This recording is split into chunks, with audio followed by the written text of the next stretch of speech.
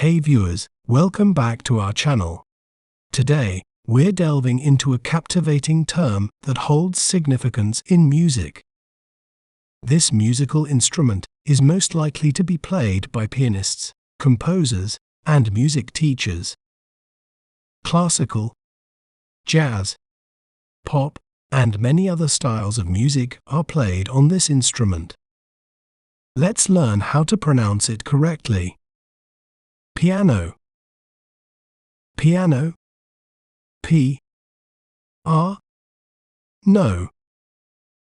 Piano. Piano is crucial in the context of music, helping musicians to compose, perform, and teach a wide range of musical genres.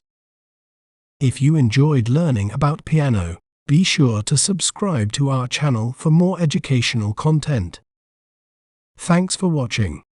Remember, knowledge is power. See you next time.